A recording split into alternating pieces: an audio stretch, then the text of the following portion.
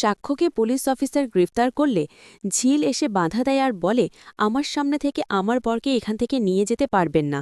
এরপরেই দেখা যায় যে সব বস্তির লোকদেরকে খবর দেয় যে সাক্ষ্যকে যেন আজকে এখান থেকে না নিয়ে যেতে পারে। হ্যাঁ বন্ধুরা, এমনটাই দেখা যাবে। বিস্তারিত জানতে ভিডিওটি না টেনে সম্পূর্ণ দেখতে থাকুন।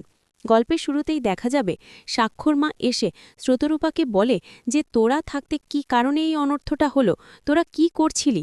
তখনই স্রোত বলে দিদিভাই, আমি অনেক আটকানোর চেষ্টা করেছিলাম, কিন্তু আমি আটকাতে পারিনি, এটা আমার কোনো ভুল ছিল না দিদিভাই। তখনই দেখা যায় চৈতি পুলিশ নিয়ে এসে হাজির হয় আর বলে যে আজকে এখান থেকে এই সাক্ষ্যকে নিয়ে যেতে হবে, কারণ এই সাক্ষ্যই আমার সঙ্গে এই অসভ্যতামিটা করেছে, বিয়ের মণ্ডপ থেকে আমাকে তুলে দিয়েছে। তখনই দেখা যায় অফিসার বলে যে সাক্ষ্যবাবু, আপনাকে এক্ষুনি আমাদের সঙ্গে একবার যেতে হবে। তখনই সাক্ষ্য বলে কিসের চলে যাব, আমার অপরাধটা কি। তখন অফিসার বলে যে আপনি চৈতি ম্যাডামের সঙ্গে বিয়ে করতে তাকে প্রতারণা করেছেন, এই প্রতারণার দায় আমি আপনাকে নিয়ে যাব। তখনই সাক্ষ্য বলে আমি কোনো প্রতারণা করিনি, আপনি যদি সব সত্যটা জানেন তারপরে আপনি বুঝতে পারবেন যে এখানে আমার কোনো দোষ ছিল না, আমাকে বাধ্য করা হয়েছিল চৈতিকে বিয়ে করতে। তাই আমি যখন সব সত্যটা জেনে গিয়েছিলাম আমি তখন চৈতিকে বিয়ে করিনি, কারণ আমি ঝিলকে ভালোবাসি আর আমার এটা তো কোনো ভুল না। আর ঝিল আমার প্রথম স্ত্রী, ওর সঙ্গে আমার ডিভোর্স হয়ে যায়, তাই আমি ওর সঙ্গেই থাকতে চাই। এজন্য আইন আমাকে কিছুতেই শাস্তি দিতে পারে না, আমি আইনের বিরুদ্ধে কোনো কাজ করিনি। এরপরেই দেখা যায় যে সাক্ষর মা বলে ওঠে অফিসার আপনি ওকে নিয়ে যান তো, ওর মাথাটা খারাপ হয়ে গেছে, ওই মেয়েটা আমার ছেলেটাকে জোর করে বিয়ে করছে, আপনি ছেলেটাকে নিয়ে যান, তাহলে হয়তো বিয়েটা আটকানো যাবে।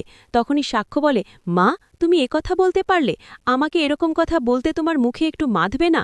আমি এখন মনে হচ্ছে যে আসলে কি তুমি আমার মা, তুমি যদি আমার মা হবে তাহলে তুমি এরকম কথা বলতে না। আর একটা কথা মা, তুমি যেদিন ঝিলকে বুঝতে পারবে বা চিনতে পারবে সেদিন আমার থেকে খুশি তুমিই হবে যে ঝিলই আমার স্ত্রী। আরেকটা কথা, চৈতি ভালো মেয়ে না, সব চৈতি এই চক্রান্ত করে আমাকে আর এই ঝিলকে আলাদা করেছে। তখনই সাক্ষর মা বলে আমি এসব কোনো কথাই শুনতে চাচ্ছি না। তখনই সাক্ষ্য বলে তোমাদেরকে শুনতে হবে, আমার কাছে সব প্রমাণ আছে, সব ভয়েস আছে যে চৈতি কি করেছে, কি করে আমাদের আলাদা করার চেষ্টা করেছে। তখনই সাক্ষর বাবা বলে ওঠে সাক্ষ্য, তুমি বিয়েটা করে নাও, সব ঝড় আমি দেখে নেব। তোমার মার মাথাটা খারাপ হয়ে গেছে, তোমার মা বুঝতে পারছে না যে কোনটা ভালো হচ্ছে আর কোনটা খারাপ হচ্ছে। আসলে তোমার মার সে বোঝার বোধটাই হারিয়ে ফেলেছে। তখনই দেখা যায় যে মিলিকে বলে মিলি, বিয়েটা কি হবে, আমার তখন ভয় করছে। তখন মিলি বলে মা চিন্তা করো না, সব কিছু ঠিক হবে, কারণ সাক্ষ্যবাবু তো ঝিলকে ভালোবাসি দেখছি, তাহলে সাক্ষ্যচারবাবু ঠিকই ঝিলকে বিয়ে করবে, তুমি চিন্তা করো না।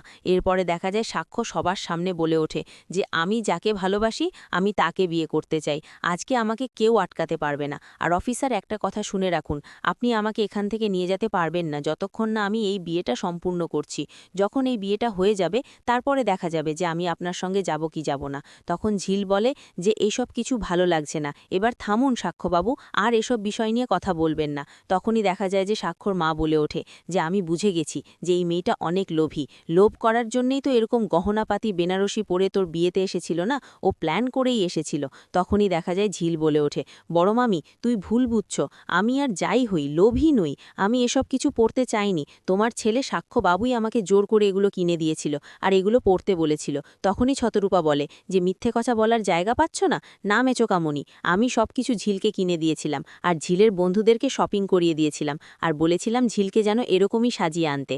ঝিল জানতো না যে ঝিলকে আমি বিয়ে করছি, আর যদি ঝিলকে আমি বিয়ে করছি তাহলে কিছুতেই ঝিল এখানে আসতো না, কারণ ওকে আমি আগেও এই অফারটা দিয়েছিলাম, ও এটা মানতে চায়নি, এই জন্যই আমাকে এই কৌশলটা ব্যবহার করতে হলো, না হলে আমাকে এই কৌশলটা ব্যবহার করতে হতো না। তোমরা কিন্তু ঝিলকে ভুল বুঝছো, ঝিলকে এখনও তোমরা চিনতে পারোনি যে ও কতটা ভালো। আসলে চৈতি তোমাদেরকে যেভাবে বুঝিয়েছে তোমরা ঝিলকে সেভাবেই বুঝেছ। হ্যাঁ, ঝিল বস্তির মেয়ে, গরিবের মেয়ে, আমি সেটা মানছি, কিন্তু ঝিল তো একটা মানুষ, ভালো মনের মানুষ, তাহলে মেনে নিতে তোমার কিসের এত সমস্যা মা। তখনই চৈতি বলে সাক্ষ্য, তুই কিন্তু আমার সঙ্গে অন্যায় করছিস, তুই এটা আমার সঙ্গে করতে পারিস না। তখনই সাক্ষ্য বলে চৈতি, আমি তোর সঙ্গে এখন কোনো কথা বলতে চাই না, কারণ আমাদের এখনও বিয়ে হয়নি। যদি বিয়ে হতো তাহলে যদি আমি তোকে ছেড়ে দিতাম তাহলে আমাকে তুই আইনের ভয় দেখাতে পারতি। এখন তুই আমার ভয় দেখাতে পারিস না, কারণ আমি তোকে বিয়ে করিনি, আর তোর মতো মেয়েকে তো আমি কিছুতেই বিয়ে করতে পারবো না। তাই তুই এখন এখান থেকে চলে যা। তুই হাজার চেষ্টা করেও আমার আর ছেলের বিয়েটা আটকাতে পারবি না। তখনই চৈতি হেসে উঠে বলে যে সাক্ষ্য, কিছুতেই তুই আমাকে এভাবে হারাতে পারিস না, আমি এভাবে হারতে পারি না। অফিসার, আপনি আপনার কাজটা করছেন না কেন? আপনি সাক্ষ্যকে ওকে এখান থেকে নিয়ে যান। সাক্ষ্য এই অন্যায়টা করেছে। সাক্ষ্য হল প্রথম কারফিট, আর দ্বিতীয় কারফিট হল ঝিল। দুজনকে এখান থেকে নিয়ে যান আর কঠিন থেকে কঠিনতার শাস্তির ব্যবস্থা করে দিন, যাতে করে এরকম অন্যায় আর কেউ কখনো কোনো মেয়ের সঙ্গে করতে না পারে। আর আমার সঙ্গে যা হয়েছে সেটা যেন আর কোনো মেয়ের সঙ্গে না হয়। তখনই সাক্ষর মা বলে, হ্যাঁ অফিসার, আমার ছেলে যাই বলুক না কেন, আপনি ওকে নিয়ে যান, আমিও এসব কিছু সহ্য করতে পারছি না। সাক্ষর মার দিকে অঝরে তাকিয়ে থাকে আর বলে মনে মনে যে মা, এইসব কি বলছে? মা এসব কিছু কেন বলছে? কিছুই তো বুঝতে পারছি না। তখনই দেখা যায় যে চৈতির মা বাবা বলে ওঠে, সাক্ষ্য, তুমি যে অন্যায়টা আমার মেয়ের সঙ্গে করেছ তার জন্য আমরা কখনোই তোমাকে ক্ষমা করতে পারব না। আমার মেয়ে বস্তি থেকে আসেনি, আমার মেয়ে গরিবের মেয়ে নয়, আমার যথেষ্ট পরিমাণ টাকা পয়সা আছে, বাড়ি গাড়ি আছে, তাই আমি সব কিছু করতে পারব। আমি তোমাকে এই শাস্তিটা দেবই, কারণ মনে করো না যে আমার মেয়ে দুর্বল, আর আমার মেয়ে শিক্ষিতা, ডক্টর। আমার মেয়ে কোনো অংশে কম নেই তোমার থেকে। আর তুমি যে মেয়েটাকে বেছে নিয়েছ সেটা বস্তির মেয়ে, কোনো শিক্ষিত নেই, কোনো ডিগ্রি নেই, সেই মেয়েকে তুমি বিয়ে করছ? তখনই সাক্ষ্য বলে, এনাফ, আপনাদের কাছ থেকে আমি এই সব বিষয় নিয়ে আর কথা শুনতে চাচ্ছি না। আর কথা বলবেন না আমার এই বিষয় নিয়ে। আপনার মেয়ের ডিগ্রি আপনার মেয়ের কাছেই রাখুন। আপনার মেয়ে যে কত সৎ সেটা আমার থেকে ভালো কেউ জানে না। ও আমাকে মিথ্যা বুঝিয়েছে ঝিলের ব্যাপারে, সবসময় ঝিলকে আমার নামে খারাপ খারাপ কথা বলেছে, আবার আমার কাছে ঝিলের নামে খারাপ কথা বলে আমাদের সম্পর্কটা নষ্ট করেছে। এমনকি আমাদের বিহসটাও করিয়েছে আপনার মেয়ে চৈতি। আর আপনি বলছেন আপনার মেয়ের মতো মেয়ে হয় না? আমি আপনাকে বলছি, আপনার মেয়ে যতটা নোংরা মনের মানুষ সেরকম মনের মানুষ আর দ্বিতীয় কেউ হয় না। তাই আমি আপনার মেয়েকে কখনোই ক্ষমা করতে পারব না। আর কখনোই আপনার মেয়ে নিয়ে আমার কাছে এসে উকালতি করতে আসবেন না, তাহলে কিন্তু তার পরিণাম ভালো হবে না। আমি ভালো পথে নিতে পারব না। আপনি আপনার মেয়েকে নিয়ে এখান থেকে চলে যান। আজকে আমাদের বিয়েটা কেউ আটকাতে পারবে না। তখনই সাক্ষর দাদু বলে ওঠে, সাক্ষ্য, কি হচ্ছে সব? আমাদের কি সম্মান নেই? আমাদের সম্মান এভাবে নষ্ট করতে পারো না তুমি, এভাবে চৈতির সঙ্গে অন্যায় করতে পারো না। তুমি কিন্তু সত্যি সত্যি চৈতি। চুপ করো তো, যেটা আমার ভালো মনে হচ্ছে সেটাই আমি করব। এরপরে সাক্ষ্য মিলিকে ডেকে বলে যে ওর মাথায় ঘুমটাটা ধরে ফেলো। তখনই দেখা যায় যে মিলি তাই করে, আর তখনই সাক্ষ্য ঝিলের মাথায় সিঁদুর পরিয়ে দেয়। এদিকে ঝিল মনে মনে ভাবে যে আজ থেকে আমি আপনার হয়ে গেলাম সাক্ষ্যবাবু, আজ থেকে আমাদেরকে আর কেউ আলাদা করতে পারবে না, আর কখনো আলাদা করতে পারবে না। তখনই সাক্ষ্য বলে যে এবার আমি সবথেকে বড় খুশি। তখনই অফিসার বলে ওঠে, সাক্ষ্যবাবু, অনেক হয়েছে, এবার আমার সঙ্গে যেতে হবে। তখনই সাক্ষ্য বলে ওঠে, আমি কোথাও যাব না, আজকে আমার বিয়ে হচ্ছে, আমি রিসেপশনের আগে কোথাও যাব না।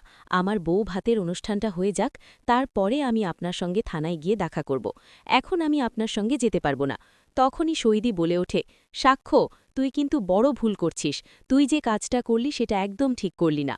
তখনই দেখা যায় যে ঝিল বলে ওঠে, চৈতি ম্যাম, এতক্ষণ আমি চুপ করেছিলাম, এতক্ষণ আমার কোনো কথা বলার অধিকার ছিল না এই ব্যাপারে, এখন আমার সম্পূর্ণ কথা বলার অধিকার আছে।